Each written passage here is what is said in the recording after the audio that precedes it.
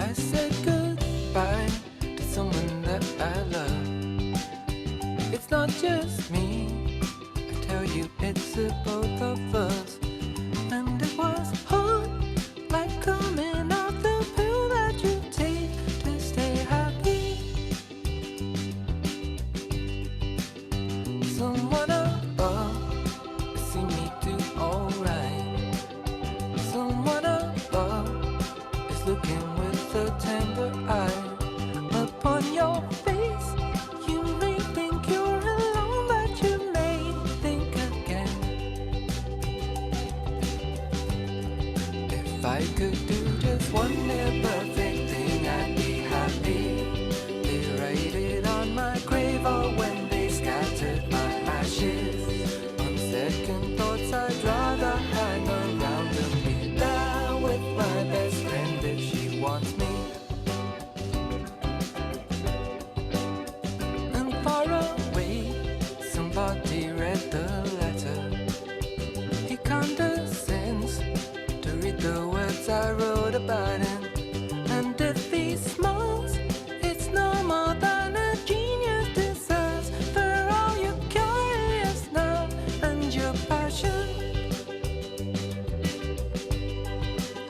I'm going dead, you're going melancholy, and things fall apart.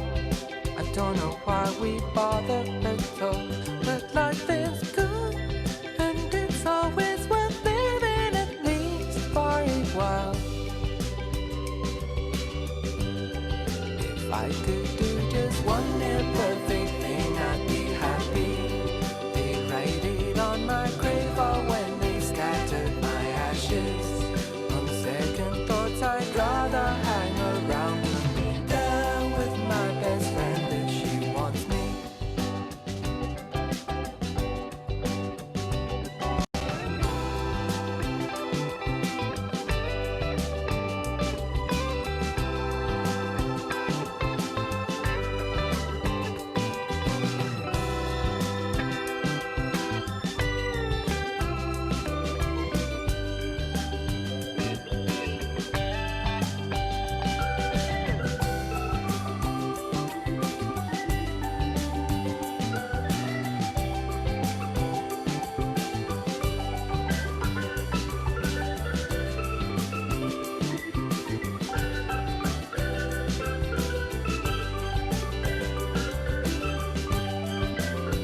If you think to yourself, what should I do now? Then take a bath, and girl, you better run with it. Cause there is no point in standing in the past, cause it's over and done. Boa noite todos aí. I went into the forest.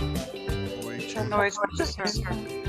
I wanted to look down on you, but all I saw was 20 miles of wilderness, so I went home. If I could do just one little perfect thing, I'd be happy. They write it on my grave, or when they scattered my ashes. On second thoughts, I'd rather hang around. Bom, pessoal, então vamos lá, né? My best friend if she wants me. Vamos encerrar a nossa sexta-feira bem. Aula passada, então, a gente discutiu um pouco, já introduziu a respeito da questão kantiana, né? A gente já falou ali sobre as relações, sobre conhecimento empírico e sobre conhecimento puro, certo? Hoje a gente continua nossa experiência. Temos algumas questões que devemos observar hoje, tá? Então, fiquem à vontade para perguntar aquilo que quiserem, no momento que quiserem. Entretanto, já vamos começar já sem mais delongas, e daí a gente vai conversando durante essas questões. Bom, vou compartilhar a tela com vocês, então.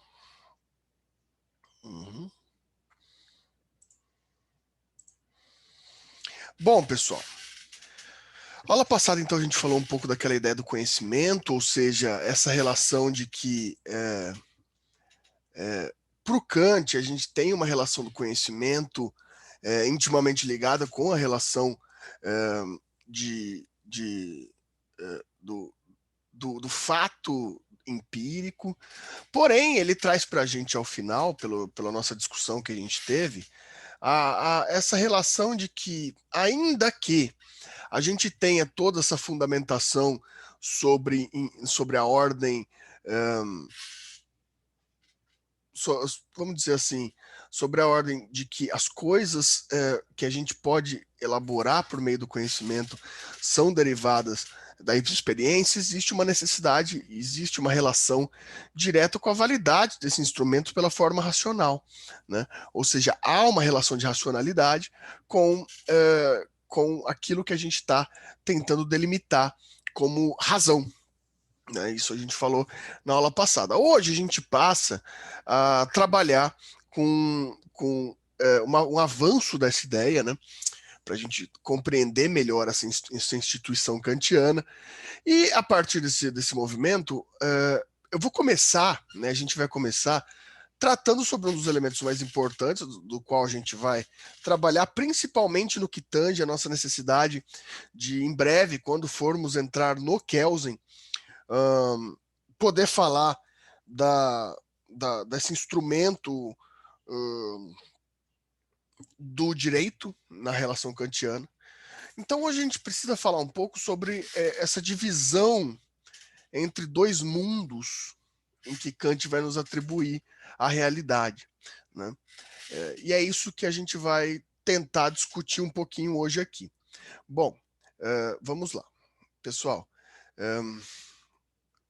em Kant, a gente sempre tem que ter essa ideia sobre as coisas que a gente experimenta, né, a relação das coisas que a gente experimenta e a relação desses objetos que a gente experimenta com a nossa racionalidade, né? A gente falou um pouco disso aula passada.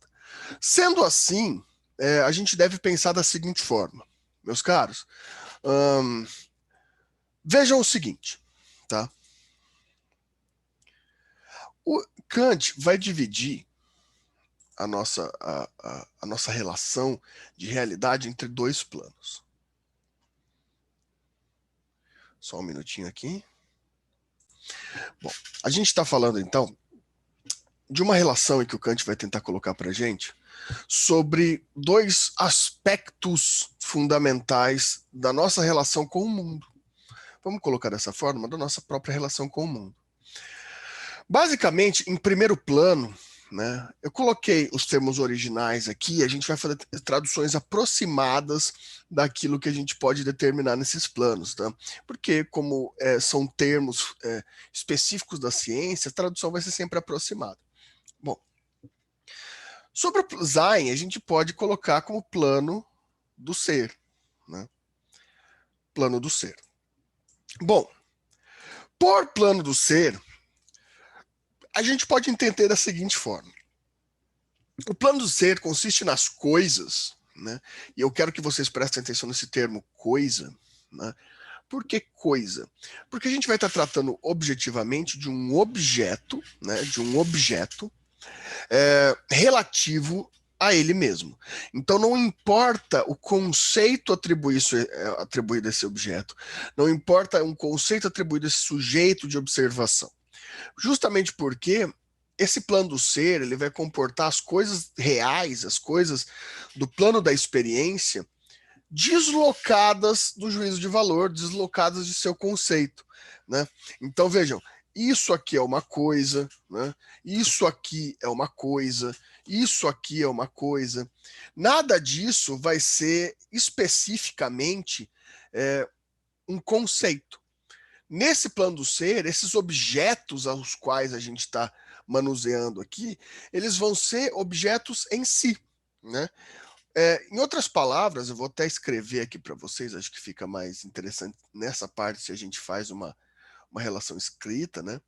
Nesse plano do ser, a gente pode definir, então, aqui, que coisas, que ele compõe coisas que independem do conhecimento, né? Independem de que forma? Independem quanto à sua existência. Certo? Como assim? Bom, vamos pensar juntos nisso daqui, né? O objeto, né? O objeto, ele existe, a gente já conversou um pouco sobre isso, né? Ele existe para a gente a partir do momento que a gente transforma esse objeto em um conceito, uma estrutura conceitual e assim o faz nome, né? Então, por exemplo, quando eu mostro para vocês essa caneta, né, a gente já falou mais ou menos sobre isso, quando eu mostro para vocês essa caneta, ela só leva esse nome, só leva essa estrutura, né, só leva essa nomenclatura, né, uma vez que a gente atribuiu o conceito a essa caneta. A grande questão aqui é que essa caneta, antes de ser caneta, ela é um objeto, né? Ela é um objeto que a gente pode chamar da seguinte forma, né? Essa coisa, ela existe em si, né?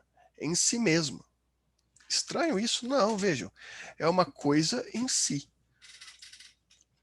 Esse objeto, ele existe independentemente da atribuição de conceito a qual eu atribuo a ele, né?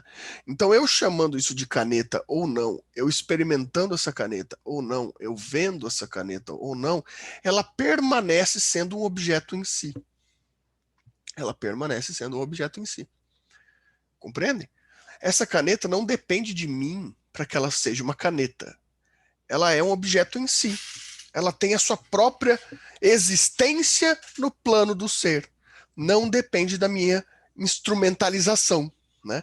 Justamente porque, vejam, acho que eu vou fazer essas anotações que eu acho que fica mais interessante, né? O objeto da fenomenologia, que é essa instituição que a gente está fazendo aqui com Kant, independe de significado. Como assim? Fenomenologia, meus caros, que é a forma como Kant comporta os seus objetos, né? A forma como ele atribui as suas relações objetivas, essas coisas, basicamente é eu, sujeito observador, eu, sujeito analítico, observando esse objeto e conceituando esse objeto. A grande questão é que esse objeto, fora da minha conceituação, enquanto eu observo em sua forma pura, em sua forma de existência, olha a existência aqui, ó, que as coisas independem do conhecimento, ou seja, para a sua existência elas independem do conhecimento, ela depende da sua existência preceitual para que eu faça qualquer ou dê qualquer significado para ela, né? Essa coisa, ela existe em si, né, independentemente do significado. Então, para que eu comece a fazer fenomenologia, ou seja, para que eu comece a observar esse objeto aqui em termos analíticos, ele precisa existir no plano do ser, como coisa em si, como um objeto independente da minha análise. Ele subsiste independentemente da minha análise, né? Isso é extremamente importante. Por quê? Porque esse objeto ele vai ter uma fundamentação por ele mesmo, né? Ele já se justifica e se sustenta por ele mesmo. Vou colocar os seguintes termos aqui, ó. Hoje eu acho que por ter essa complexidade, eu vou escrever para vocês para não ficar só falando. Né? Essa coisa, ela fundamenta-se por si mesma no plano do ser, certo? Então, se torna coisa para gente, observador no plano da fenomenologia, porque ela ainda não tem conceito, ela só é existência, né? Seu significado no plano do ser, né, não existe. Não tem significado, não tem juízo de valor, né? O que existe vai parecer redundante aqui, né? Vai parecer bem redundante isso daqui, mas eu vou até colocar entre aspas. O que existe é a sua existência. O que existe é a sua existência. Veja que interessante. Plano do ser é a categoria do fenômeno. do plano real, daquilo que independe de conceituação para existir. Isso pode até levar uma discussão até um pouco mais atribuída, mais complexa, no sentido de que, da mesma forma que esta caneta ainda não se chama caneta no plano inicial da fenomenologia, ou seja, no plano do ser, isto é uma coisa em si, não tem significado ainda, não é caneta. Esse relógio não é relógio, ele no plano do ser, esse relógio é uma coisa em si, né? Esse celular no plano do ser não é um celular, é uma coisa em si. Você, o seu corpo, a sua existência no plano do ser, também é objeto de fundamentação. Também é objeto que inicialmente, pressupostamente, é uma coisa em si. Então, observem bem isso que eu vou colocar aqui, ó, que o fator de um objeto ser uma coisa em si, no plano do ser, é pressuposto. Se pressupõe que, se há categorização conceitual, se há juízo de valor atribuído a um objeto, se pressupõe a existência daquele objeto no plano do ser. Se pressupõe a existência objetiva daquele sujeito. Daquele sujeito. Entendem? Vocês estão conseguindo compreender isso que eu estou falando? Alguma dúvida? Alguém não está entendendo isso? Por favor, perguntem. Né? No comecinho do ano vocês falavam mais, agora vocês estão todos quietos.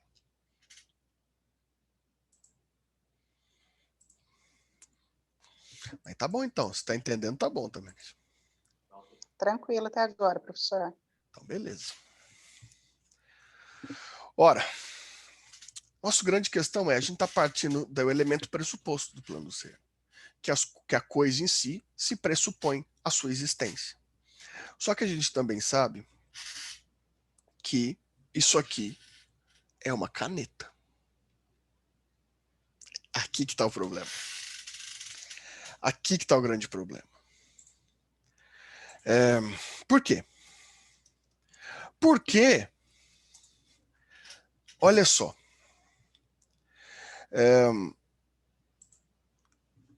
a gente pode pensar da seguinte forma. A gente pode pensar que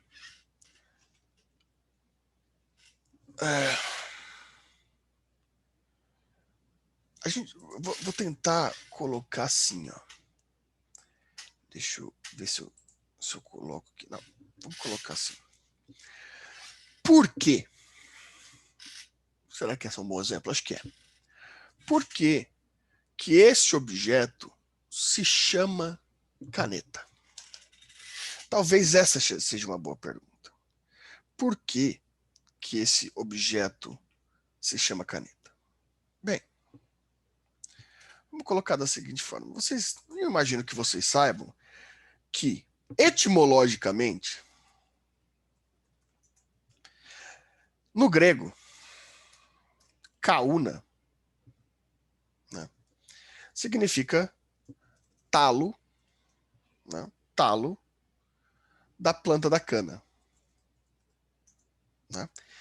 O latim usou também a ideia de cana, mais o sufixo wet, para pegar o talo da cana, que também foi a atribuição da relação grega, do talo da cana, para identificar esse objeto para escrever.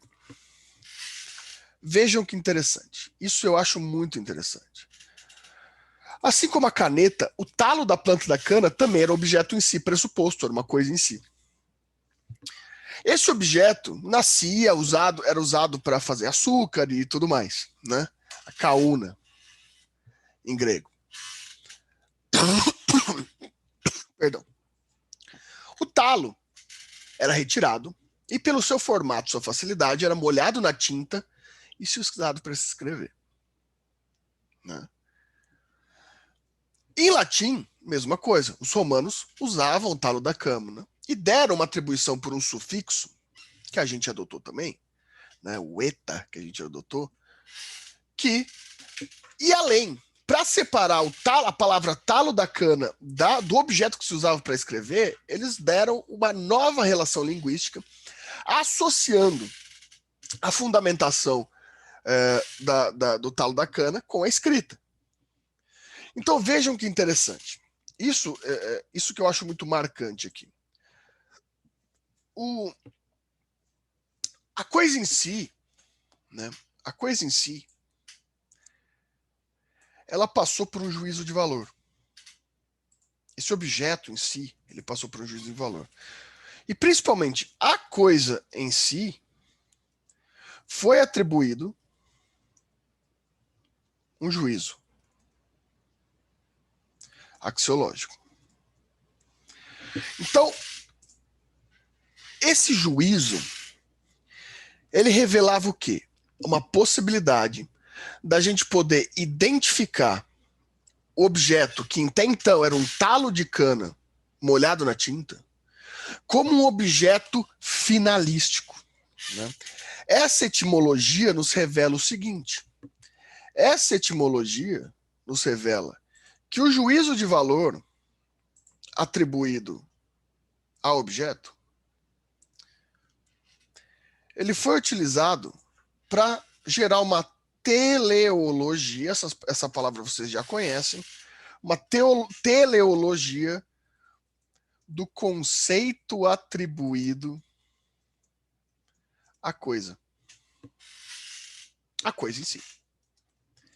Lembram da ideia de teleologia? Daquela ideia de ciência da finalidade?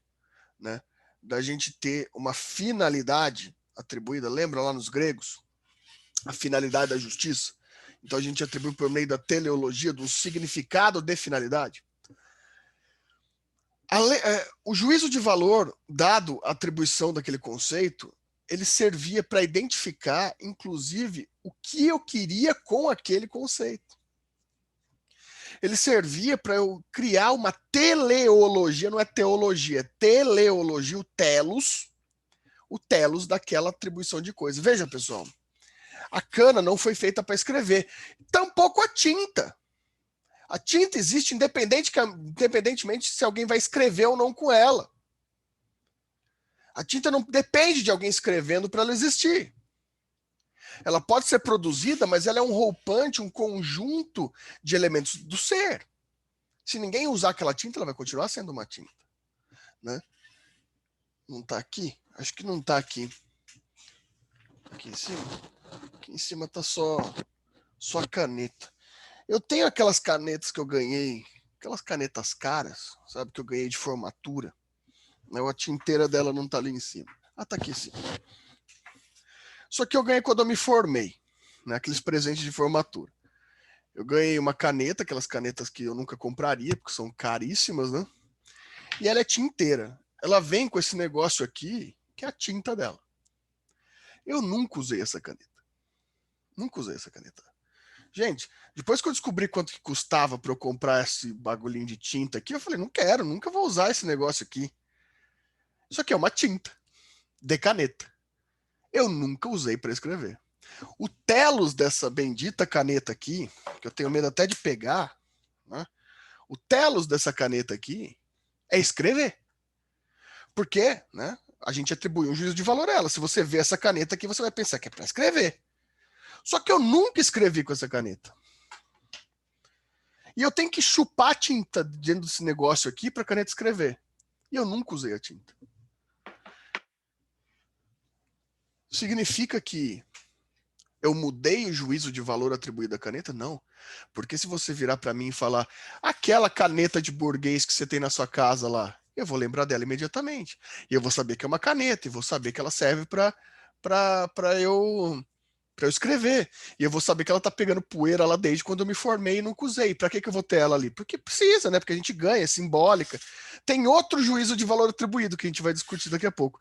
Mas ela é uma coisa em si e ela tem essencialmente, quanto ao juízo de valor, um telos dado para sua identificação. E esse é o grande segredo disso daqui. Porque esse telos, essa teleologia do juízo de valor, ela busca dar uma universalidade à coisa em si. Universalidade, pessoal, não significa que é universal que o universo inteiro vai saber. É universalidade conceitual, é universalidade racional. O que eu quero dizer com isso? Bom, eu quero dizer que se eu falo caneta, eu sei do que eu estou falando. Todo mundo, se eu conto para vocês sobre uma caneta, eu sei do que eu estou falando. É um juízo específico de valor atribuído àquele gênero. O gênero dado a isso é uma criação de juízo de valor. É uma criação de juízo de valor. O gênero é criação de juízo de valor. Vocês vão falar para mim assim agora, Fernando está doutrinando quanto à ideologia de gênero. Pelo menos quanto à ideologia de gênero da caneta, eu tô. O gênero da caneta é uma criação teleológica, uma criação de juízo de valor. Se quiser discutir isso depois para gêneros humanos, kantianamente a gente vai conseguir também. Mas não é exatamente o que a gente está conversando agora, mas pode.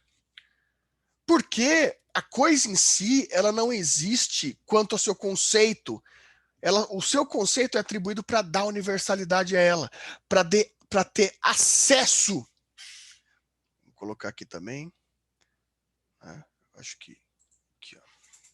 Essa universalidade, ela vai gerar, essencialmente, a possibilidade de identificar o objeto, a coisa, entre a universalidade do conhecimento puro. Eu consigo identificar a coisa, eu consigo identificar aquela coisa que em si é um objeto independentemente do meu juízo, eu consigo identificar esse objeto independentemente da existência fática daquele objeto. Eu consigo acessá-lo simplesmente pelo fato dele ser um conceito de juízo de valor apreendido pela razão.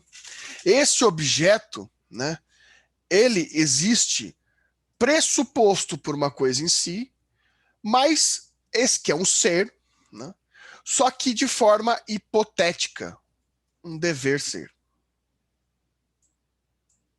Um dever ser. Né? Se a coisa em si pressupõe o conhecimento, o dever ser é uma hipótese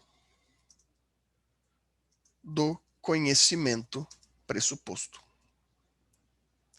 É uma hipótese, é uma estrutura hipotética do conhecimento pressuposto. Eu falo caneta, eu acesso a caneta, eu acesso a estrutura da caneta, eu acesso qualquer caneta, né? Esse conceito de caneta, que é o que a gente escolheu para conversar hoje aqui. Eu acesso a caneta independentemente da existência dela. Só que aquele objeto em si existe. A questão é, né? A questão é, essa caneta é uma coisa em si, essa caneta é outra coisa em si. E elas se diferem não só pela grande diferença de preço delas, mas elas diferem porque cada uma existe por si. Agora, sem eu chamo as duas de caneta como um conceito universal de identificação. É uma hipótese universal de conhecimento. É uma hipótese universal que deduz esses dois objetos de um único gênero. Isso é um dever ser. É um plano puramente racional. Não. Significa que então esse plano não existe? Não, pessoal. Não quer dizer. Na verdade, quer dizer que... Aqui. Na verdade, quer dizer que esse plano, né, demonstra a existência das coisas. Mas existência como pressuposição hipotética. Pressuposição hipotética. Sim, assim como a coisa em si presume a sua existência, ou seja, o plano do ser pressupõe uma existência da coisa em si, o plano do dever ser pressupõe uma hipótese de conhecimento. Uma hipótese de conhecimento do juízo de valor atribuído à coisa em si. Né? Vou escrever isso. Tá? Deixa eu escrever aqui. Vou escrever em outra cor aqui para ficar claro. Né? Representa a hipótese. Já vai aparecer que eu escrevi em branco, tá? De conhecimento. A hipótese de conhecimento de um juízo de valor que pressupõe a coisa em si.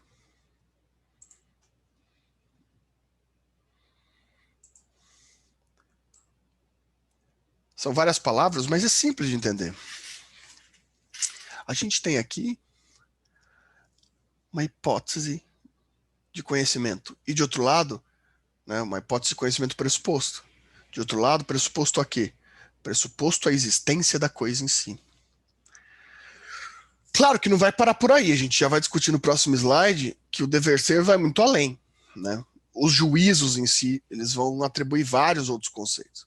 Mas o importante é a gente definir que o juízo de valor, ele cria para o Kant uma existência tão verdadeira quanto a existência do plano do ser. Isso aqui existe, sim, como coisa em si. Caneta existe, sim, como pressuposição hipotética universal. Tanto que eu consigo experimentá-la. Tanto que eu consigo acessá-la. Isso agora a gente vai aprofundar um pouco mais esse conhecimento. Tá dando para entender? Vocês estão conseguindo compreender? Ficou alguma dúvida? Alguém não está entendendo? Para mudar de slide.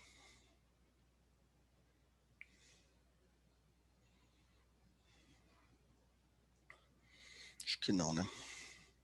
Já printaram a tela aí? Porque a hora que eu mudar de slide vai sumir as anotações. Então, claro que vai ficar em vídeo depois, né? Mas às vezes é bom printar a tela para vocês não perderem o fio da meada. Vou parar a tela, tá? Daí, porque vai sumir para eu ir para o próximo slide.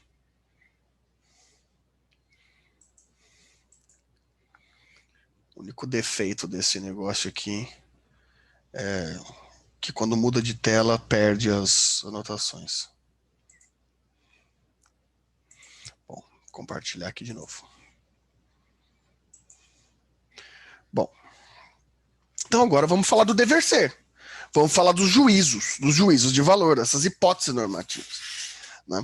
Bom, aqui a gente pode falar da seguinte forma. Eu até coloquei uma citação aqui, vamos ler juntos essa citação, né?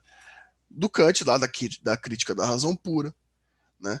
Em todos os juízos nos quais é pensada a relação entre sujeito e um predicado, ou seja, o sujeito e aquilo que é atribuído a ele, é isso que o Kant está querendo dizer aqui, o objeto e aquilo que é atribuído ao objeto, essa relação é possível de dois modos.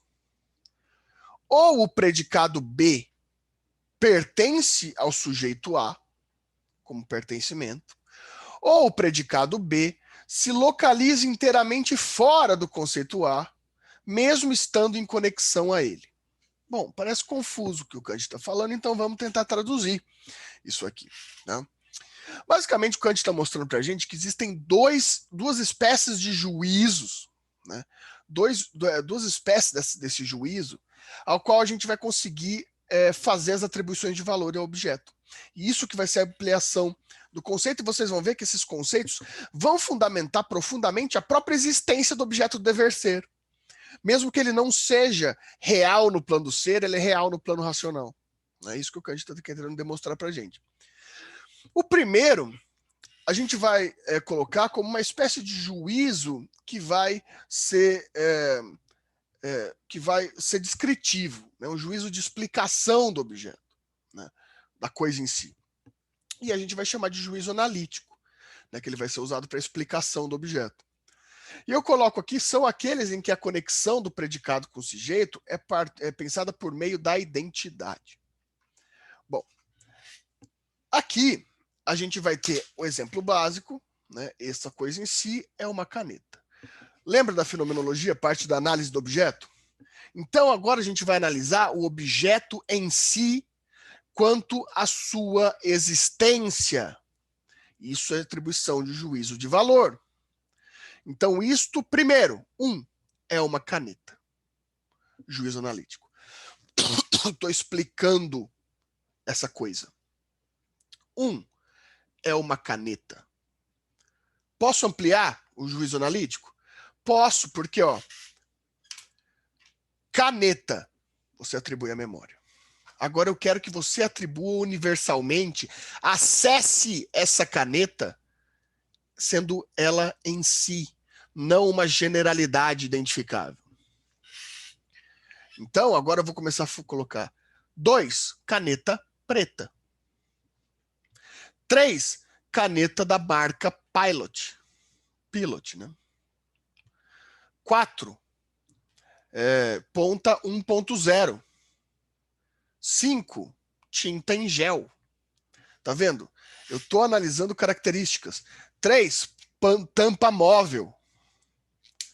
Eu estou fazendo o juízo analítico de observação dessa coisa em si. Tudo isso já existe, só que a partir desse momento eu estou dando significados atribuídos às características dessa caneta, todos dependentes de juízos de valor já atribuídos. Tampa, cor preta, marca, né? Eu estou atribuindo, eu estou relacionando conceitos a esse objeto. Consegue compreender? Bom, só que eu consigo dar conteúdo a esse objeto que vai fazer ele ser atribuído, identificável, não só por elementos próprios, não só sobre predicados pertencentes à coisa em si, ao sujeito, mas também atribuir juízos de valor fora do sujeito. Como? Essa caneta aqui é boa, pode comprar que ela é boa. Juízo de valor atribuído não pertencente ao sujeito. Ser bom ou não ser bom não compõem, né, não identificam o objeto a ele mesmo. É um juízo de valor sintético. Eu amplio o conceito da caneta por juízos de valor abstratos ou juízos de valor não pertencentes à coisa em si. Essa caneta não foi feita objetivamente em si para ser boa ou ser ruim. Isso é um conceito atribuído de forma sintética. É um juízo de ampliação, é um juízo sintético. Mas esta caneta que serviu de exemplo na aula de filosofia do direito da sexta-feira à noite. Nenhuma dessas atribuições são quanto a caneta, são juízo de ampliação. Mas se daqui 3 meses eu falar para vocês, lembra da caneta, juízo analítico, da caneta preta, da Pilot de gel 1.0, juízo sintético, que eu usei, que eu falei que era boa e usei durante a aula, pronto. Atribui juízo analítico e juízo sintético a este objeto, essa coisa em si. A essa coisa em si, fazendo você poder identificá-la e acessá-la, apreendê-la por meio da sua racionalidade. Por meio da sua racionalidade. Independentemente da existência da experiência ou do contato com essa coisa em si. Eu atribuí, sobre juízo de valor, conteúdo de dever ser a essa caneta, ou seja, hipótese normativa racional de explicação e de ampliação atribuídas a essa caneta, a essa coisa em si. Então, eu dei identidade a ela por algo próprio e por algo impróprio. Eu dei resolução para uma hipótese universal desse objeto, por meio de uma explicação do seu conteúdo e por meio de uma ampliação de algo que não é identitário a essa relação de caneta. Dá para entender isso ou não?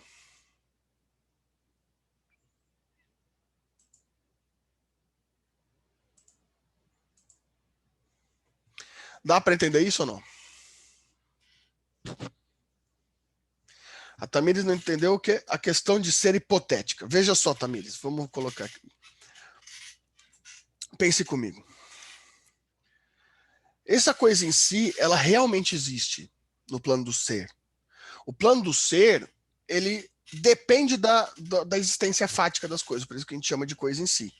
Então, por isso que eu falei, pressupõe a existência. A simples existência, conceito bem existencial, a simples existência. Agora, ao chamar isso aqui de caneta, eu não estou atribuindo um significado à existência dessa caneta. Eu estou criando uma pressuposição hipotética. Por que hipotética?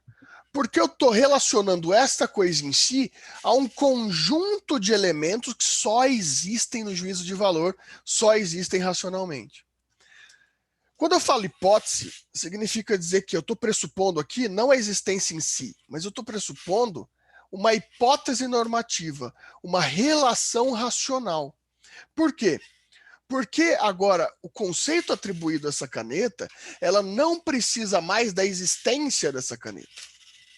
Então, a ideia de eu falar caneta, a ideia de eu falar... Eu vou te dar um exemplo melhor. Vamos sair da caneta, que eu já cansei de falar caneta. Tá difícil de ficar falando essa palavra várias vezes. Vou pensar num exemplo mais fácil. Pensa num pudim.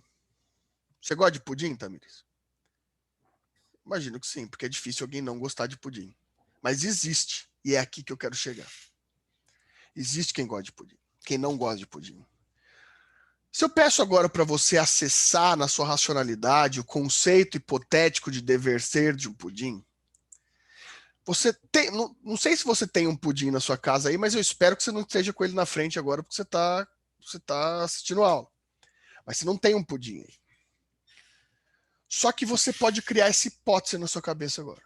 Acessar um pudim na sua cabeça, pudim de leite condensado. É uma hipótese, porque você não está atribuindo um pudim existente ou um pudim que você está vendo. Ou se você tem um pudim na sua casa, na geladeira, você está pressupondo a hipótese desse pudim, porque alguém na sua casa pode ter ido lá e comido. Já e você nem pudim tem mais. Mas você consegue acessar essa hipótese tão vividamente que eu te falo que você consegue sentir até o sabor do pudim hipoteticamente. Você pode não estar sentindo nas suas papilas gustativas, mas você está sentindo o sabor do pudim hipoteticamente. É uma hipótese, mas é uma hipótese de existência, que só existiu por conta do juízo de valor atribuído a esse conceito. Quando você teve aquele objeto feito para alimentação de leite condensado, se atribuiu o conceito de pudim, se atribuiu um juízo analítico, um juízo analítico que fez você entender que era um pudim de leite condensado. Você teve um juízo sintético que falou isso é bom. E esse juízo analítico, esse juízo sintético, criou uma hipótese normativa na sua racionalidade, que faz você acessar essa hipótese a qualquer momento, inclusive com a sua possibilidade racional de sentir o maldito gosto do pudim. Se não gostar de pudim, pessoal, pensa num brigadeiro, porque daí se você não gosta nem de pudim nem de brigadeiro, você me desculpa, mas não tem mais o que eu posso fazer por você. Pensa em pizza, sei lá, o que você gosta aí. Você está sendo chato pra caramba de não gostar de nada disso também. Vejam só. Ou pior, a gente consegue ter a hipótese de um juízo sintético de alguém que vai falar, não gosto de pudim. E eu sinto na minha hipótese o sabor do pudim, ou às vezes nem sente. Quantas pessoas você não conhece que não gosta de alguma comida e nunca comeu? Mas elas produzem uma hipótese normativa tão vívida na cabeça delas que só a imagem estética daquele objeto já causa a possibilidade de não gostar do sabor. O juízo analítico, aquilo gera juízo sintético, gera uma possibilidade vívida de uma hipótese racional que existe sem a presença necessária daquela questão. Por isso que é uma hipótese. É uma hipótese porque ela não existe no plano fático. Ela é produzida, ela é levantada. Diferente de um pudim da vida real que você precisa ter, senão você precisa pedir na padaria ou fazer na sua casa, esse você consegue acessar agora. Acessou. Por pura hipótese. Só que essa é uma hipótese que existe. Ela existe no plano dever ser. Ela não pode ser considerada pressuposta como as outras, porque a gente não pode provar a existência dela pelo seu fato empírico. Por isso ela é uma hipótese. Tanto ela é uma hipótese que eu consigo fazer esse único pudim virar 100 pudins na minha cabeça agora. Eu posso fazer essa hipótese e ampliar. Né? Quem nunca fez essas coisas? Muita gente chama isso de ser sonhador, muita gente chama isso de ideologista. Para o Kant, isso é só produção de realidade hipotética. A hipótese é possível, aprendendo a hipótese, você consegue acessá-la a qualquer momento. Dá para entender dessa forma? Beleza. Deixa eu ver uma coisa aqui, deixa eu ver como está o nome de vocês aqui. Tá todo mundo com o nome certinho. Eu vou fazendo a chamada aqui enquanto vocês tomam uma água ali e comem um pudim, tá? Daí, daqui 5 minutinhos, um pouquinho, a gente volta, tá? Rapidinho, vai e volta, vou fazer uma chamada aqui.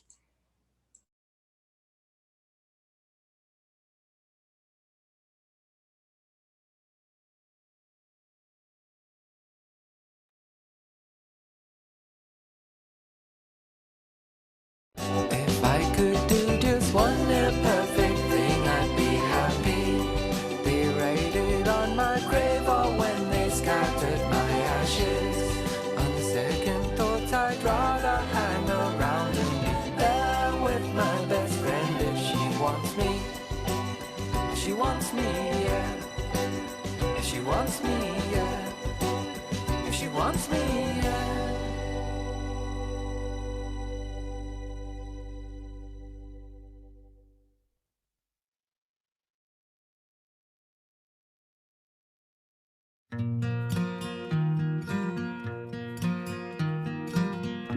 Won't you let me walk you home from school?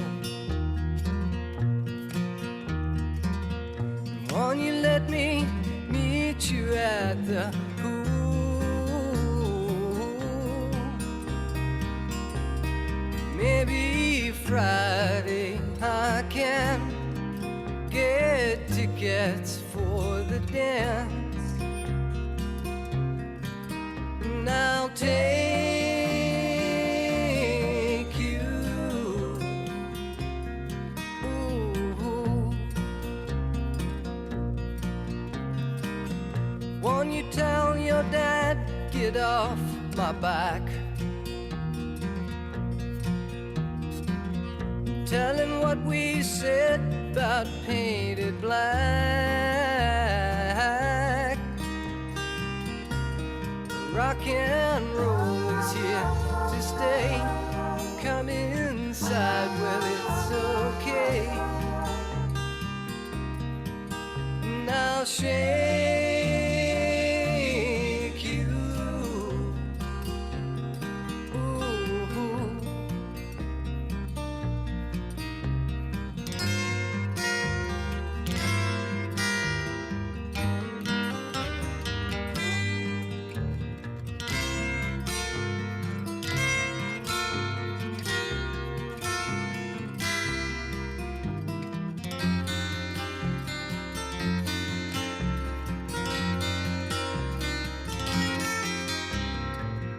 Won't you tell me what you're thinking of?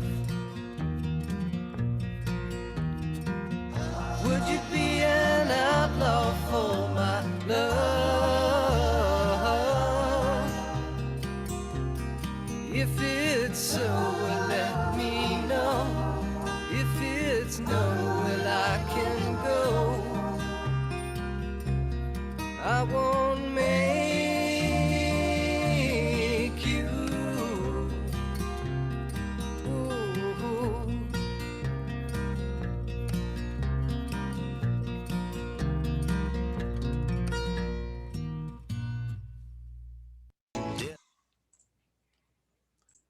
Porque tava no aleatório, tocou Bob Dylan e Bob Dylan derruba o vídeo no YouTube.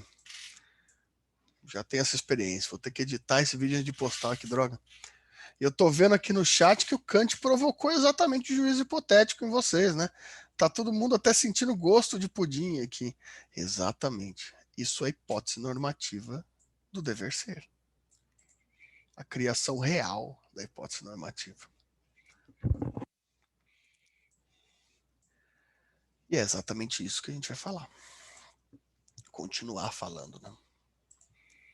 Essa sexta-feira com gosto de pudim. Bom, pessoal. Então, por juízo hipotético, né, a gente pode compreender o seguinte. Perdão.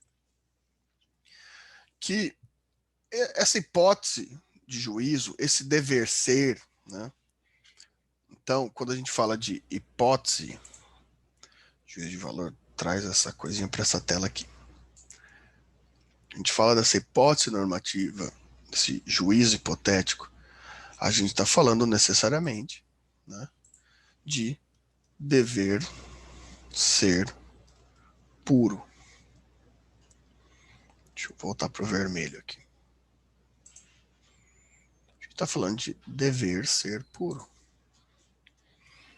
Um juízo hipotético. O juízo hipotético necessariamente é, então, a apreensão desse conceito, né, pelo sujeito, pelo observador da fenomenologia. Né? É uma apreensão do conceito pelo observador. Né? Eu vejo o objeto, eu apreendo o conceito dele, e ele parte a ser existente real no meu conceito de juízo de valor, no meu objeto atribuído a ele, na teleologia atribuída a ele. E mais importante que isso para o Kant é essa questão que a gente estava falando do pudim mesmo. Porque essa apreensão faz com que o sujeito transcenda o fenômeno. A transcendência do fenômeno significa que ele supera a existência da coisa em si. Por que ele supera a existência da coisa em si? Porque o acesso do dever ser puro, o acesso dessa hipótese normativa de juízo, ela vai agora ser possível independentemente da existência do objeto. Bem, pessoal, eu vou dar um exemplo meu aqui, provavelmente vocês todos são mais novos, não sei se vocês pegaram. Quando eu era jovem, quando eu era criança, tinha um chocolate que eu gostava muito, muito mesmo. Chamava Milk Bar. Né? Ele mudou o nome na década de 2000 para Lolo. Né? Mas o problema é que ele não tem o mesmo gosto. Definitivamente ele não tem o mesmo gosto. Mudou a fórmula, mudou a concentração de leite, de cacau, etc. E eu adorava o Milk Bar. E quem é mais velho que eu vai falar justamente que gostava do Lolo antes de se virar Milk Bar. Porque existiu o Lolo antes, virou Milk Bar, depois virou Lolo de novo. E nenhum dos três tem o mesmo gosto. Olha lá, a Sandra também gostava. Era o melhor, era macio, era gostoso pra caramba. Sabe? Era ótimo. Meu era o Lolo mesmo, professor. Depois, eu sou mais velha. Então, eu peguei eu lembro do Lolo. Então, depois virou Milk Bar. Eu lembro que nessa virou Milk Bar. Eu peguei essa parte. Eu adorava esse chocolate.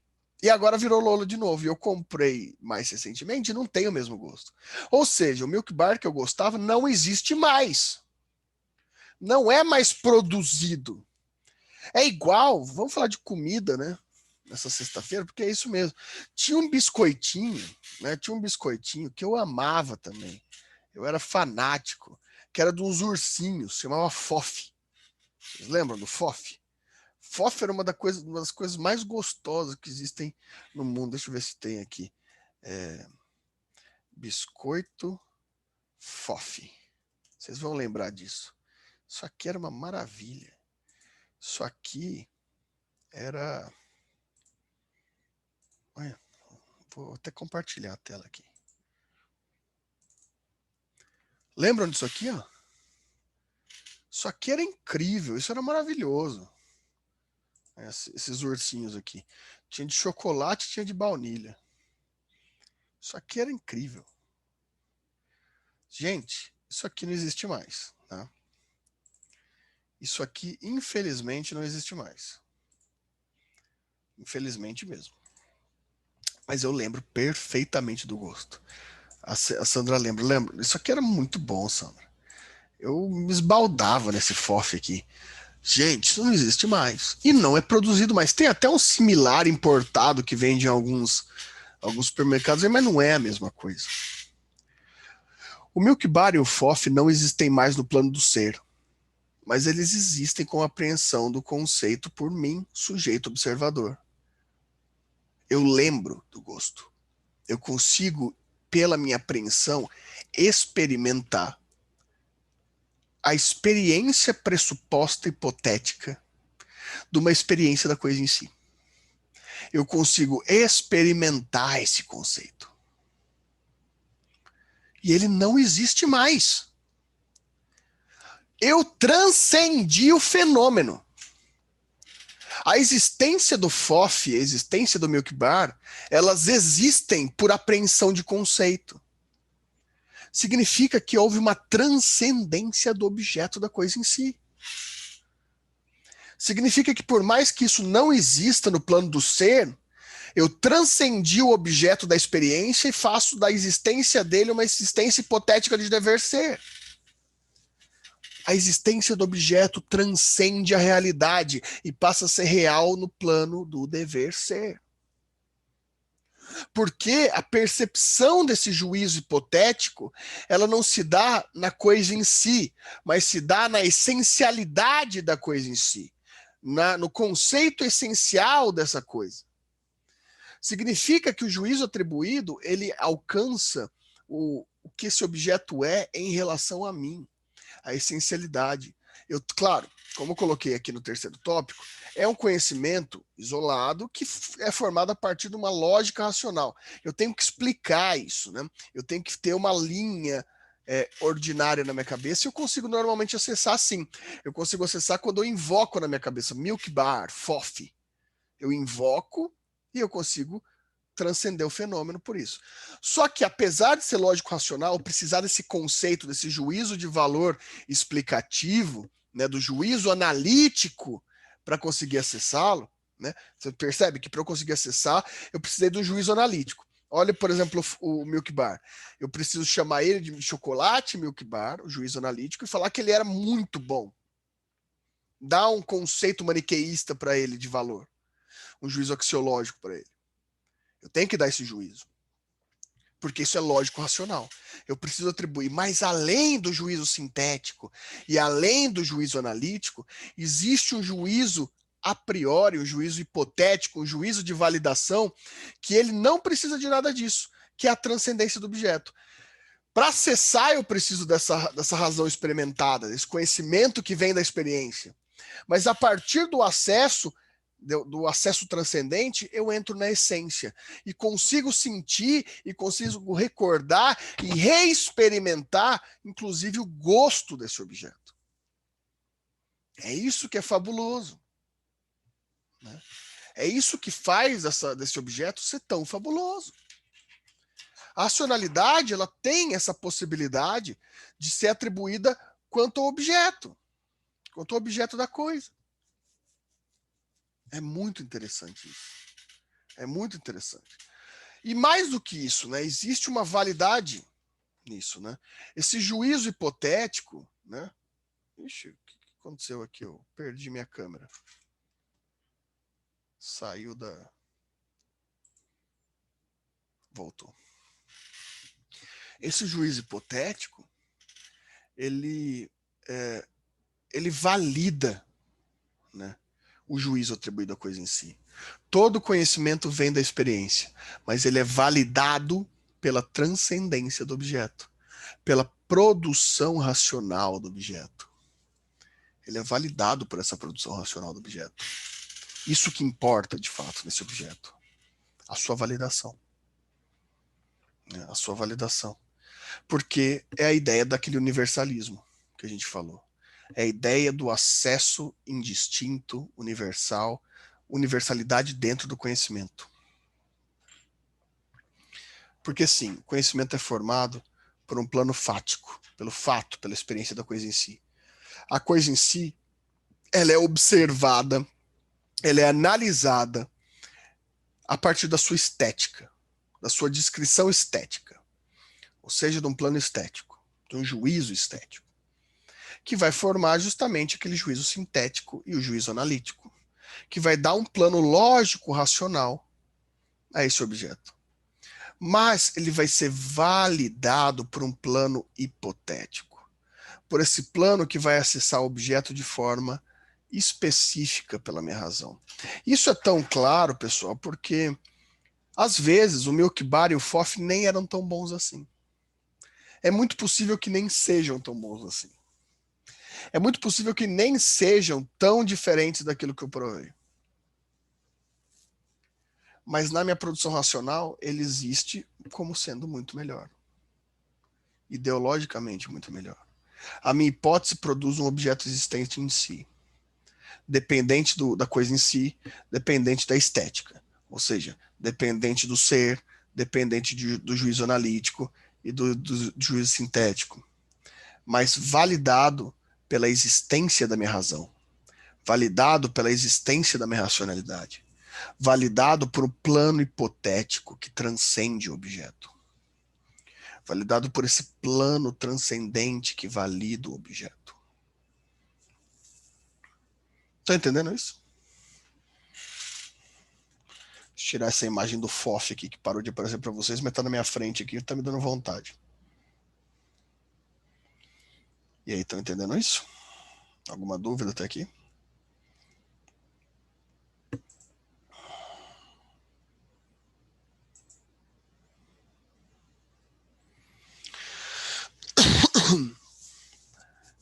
Bom, daí nos resta agora a evolução desse conceito, né? Qual seria a evolução desse conceito? A evolução desse conceito é justamente detectar esses juízos hipotéticos, detectar essa transcendência, detectar aquilo que valida a existência desse caráter normativo. E isso Kant vai chamar de imperativo. Imperativo, meus caros, imperativo vai ser... Eu vou escrever aqui, cadê minhas anotaçõezinhas? Volta para outra tela aqui. Bom, enquanto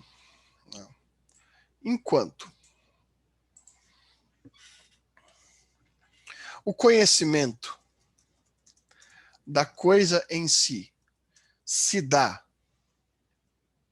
a posteriori da própria coisa, né? Que ela é pressuposta, se pressupõe a existência, né? Os imperativos são a priori da própria coisa. Ou seja, para o Kant existem elementos imperativos que vão validar o nosso conhecimento das coisas. Esses conhecimentos são validadores das coisas. É isso que vai validar a existência, nessa norma fundamental, a fundamentação da existência dos nossos conceitos. A priori, né, que vem primeiro.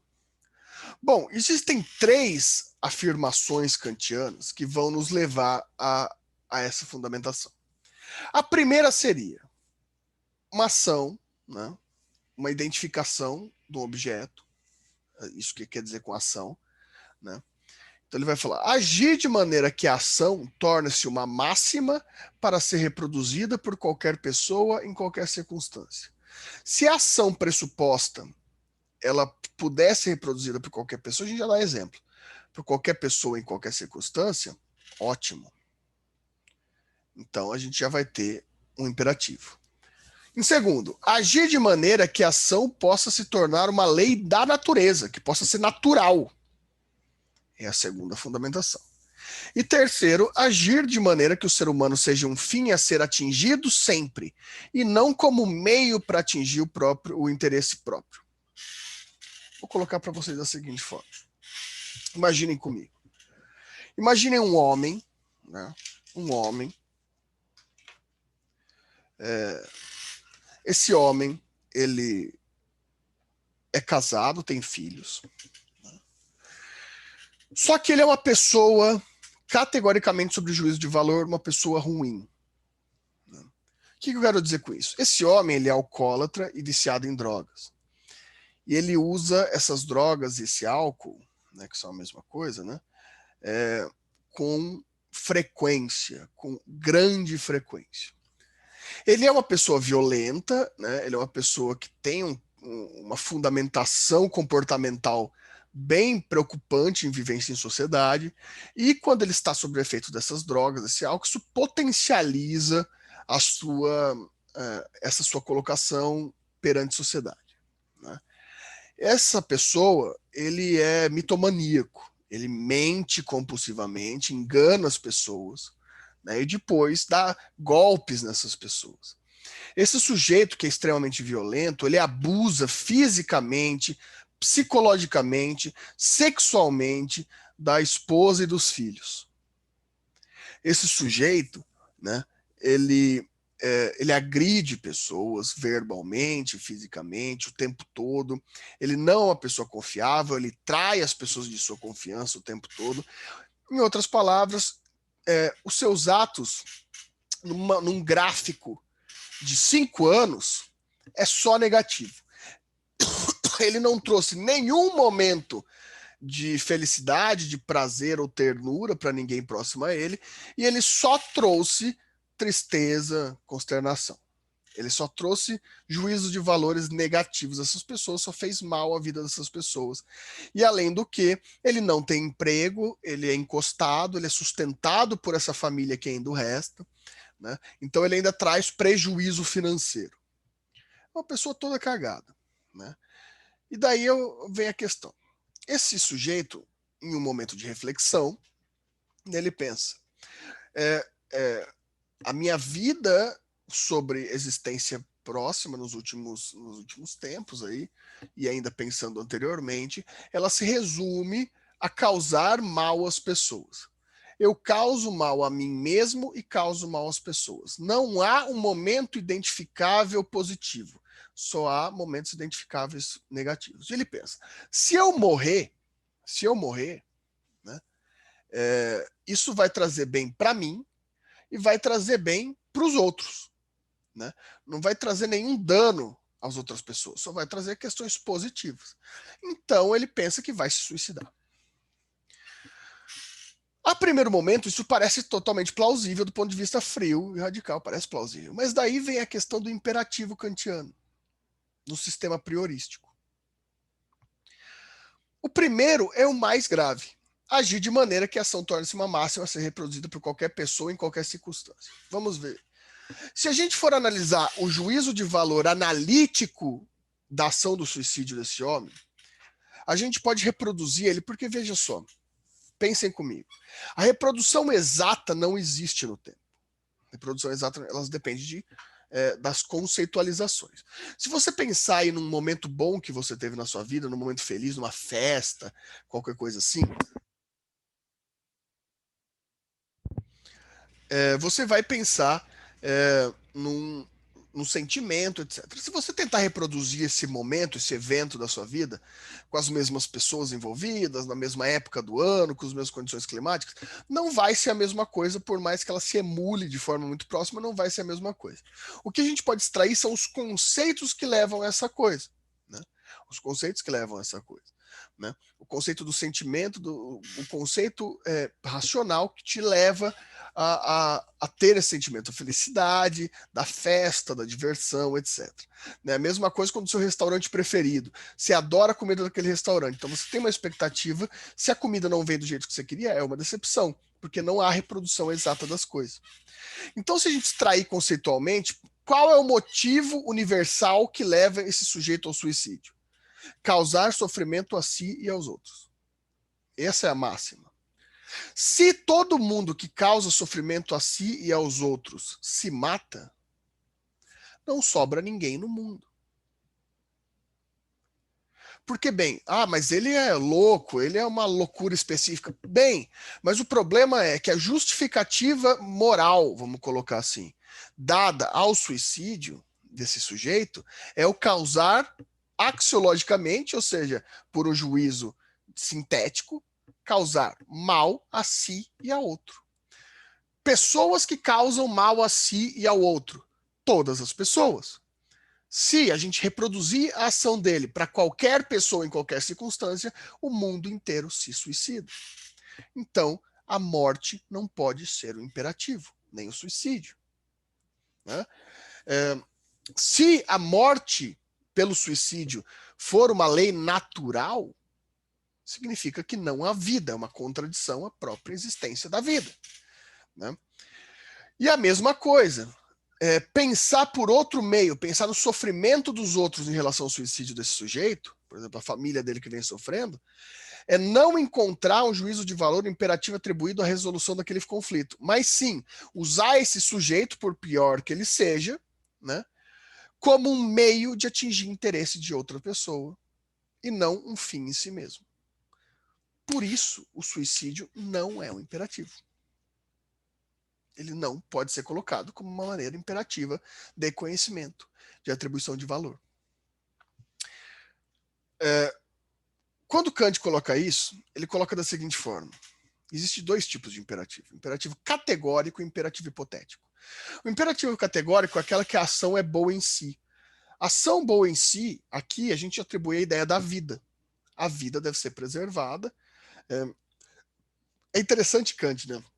Que Kant, da mesma forma que a gente pode atribuir uma problematização, por exemplo, da questão de gênero, da ideia de masculino e feminino sobre o conceito do ser como conceito construído, não o conceito da coisa em si, né, que nem eu ensaiei lá atrás, esse mesmo cara vai também fundamentar, por exemplo, a ideia da impossibilidade total de um aborto, né, que é o caso do Kant. É um autor de muitas nuances, de fato, e ele não planejava nada disso. É bem interessante isso, né? Como que é um autor muito dúbio. É claro que dá para a gente fundamentar de outras formas, não que seja categoricamente isso, mas a princípio, né? A vida deve ser preservada porque a vida é um conceito bom em si, porque por imperativos a gente deduz que o fim dessa vida não se fundamenta. Né? E o imperativo hipotético, né? Que a ação que é boa deve ser realizada para atingir uma determinada finalidade. Né? Então, se o suicídio não é uma fundamentação, por exemplo, para tornar boa a vida da família desse cara, a proposição de dignidade, lembra desse termo? Dignidade, ela é uma ação boa, né, que não vai utilizar ninguém como meio para utilização, mas como fim em si mesmo. A dignidade, para o Kant, é uma das maiores relações de imperativo, porque ela é um fim para ser atingido, para atingir determinada finalidade. E qual que são esses fins? Daí a gente vai ter todos os juízos de valor que vai poder ser atribuídos, a gente está ensaiando isso até hoje. A questão é, para identificar tanto a coisa boa em si, ou o caminho, né, ou a coisa que é boa para atingir determinada coisa, a gente precisa pensar em ser um imperativo universal. Que aquilo possa ser atribuído universalmente, independentemente do que seja. Porque aqui a gente não está tratando das coisas em si, a gente está tratando das hipóteses normativas, das hipóteses de juízo, das conceitualidades de juízo. Né? Então é isso que a gente está tratando aqui. É bem interessante essa questão. Estão entendendo? Isso também é complemento, só não coube no mesmo slide. Né? Que é a ideia da hipótese, dos imperativos da hipótese normativa. Porque a grande questão é que isso é normativo para o Kant. Pessoal, se vocês forem relacionar, e a gente vai ver isso no Kelsen em breve, né, pensem nos direitos humanos universais na ONU como estrutura normativa. Elas são uma reprodução de uma hipótese imperativa universal. Elas buscam colocar esses direitos humanos como universais, como aplicáveis a qualquer pessoa em qualquer condição. Então, a busca normativa hipotética dessas realizações a priori, elas são justamente essas relações que o Kant está tentando ensaiar sobre universalidade. Então, o Kant está colocando que existem possibilidades normativas gerais universalmente aplicáveis. E ela vai ser válida pela pureza, pelo seu isolamento não conceitual da coisa. E o direito vai ser isso. A gente vai ver isso com mais calma a partir do Kelsen na aula que vem. Né? O Kelsen vai deixar isso muito claro para a gente, porque é uma das experiências dele. Mas por que isolar o direito num dever ser puro traz um imperativo a ele? Né? Porque a gente vai desligar os juízos, o sintético, o analítico, a gente vai fazer um desligamento entre eles para restar só um conceito a priori. Então a gente vai extravasar os juízos a tal ponto que fique só a hipótese. A gente vai trabalhar com o isolamento do conceito com forma de imperativo. A gente vai pegar tudo aquilo que a gente atribuiu de conceito a uma coisa em si, vai retirar os juízos sintéticos, os juízos analíticos e tentar deixar só a hipótese normativa para que ela se aplique a qualquer pessoa em forma imperativa. Né? Por que isso é muito importante? Porque o direito ele vai ser uma hipótese pura, livre de qualquer outro tipo de juízo de valor. E todos esses conceitos são importantes depois para quando a gente vê Kelsen, para a gente excluir tudo que não vai ser norma. Em Kelsen, né, em resumo, o que eu quis dizer com esse último slide aqui é, quando a gente for passar para o Kelsen, direito vai ser aquilo que vai ser hipótese normativa pura, ou seja, dever ser puro. O juízo de valor ele não pode ter nenhuma relação com o plano fático. Ele vai ser só a relação racional pura, a hipótese normativa pura. Mas isso também é só uma introdução ali para a nossa aula que vem, né? Para a nossa próxima aula. E aí? O que vocês não entenderam? O que vocês entenderam? Quais são as questões que ficaram para vocês? Podem perguntar. Sei que vocês estão doidinhos para curtir a sexta-feira sem lei de vocês aí. Mas vão ficar em casa, vão ficar tranquilinhos, vão assistir uma série. Bom, então tá bom. A gente encerra por aqui, então. Semana que vem a gente volta com o Kelsen, trabalhando já com o Kelsen. E bom final de semana para vocês, estudem bastante e a gente se vê semana que vem. Eu passei a limpo, tá? Aquilo que eu tinha falado até agora que eu lembrei que a Eloá comentou aqui, que eu lembrei que eu passei a limpo as avaliações dos trabalhos, minhas anotações lá. Tá? Então todas são todas digitalizadas já. Eu não sei se eu mando tudo para a Eloá, depois ela vai mandando para vocês, vocês falam direto comigo. Não sei o que pode ser feito, depois vocês combinam e me falam, mas já está tudo digitalizado já. Já passei por Word. Então, beleza. Então, bom final de semana para vocês. A gente se fala e até mais. Boa noite, professor. Boa noite.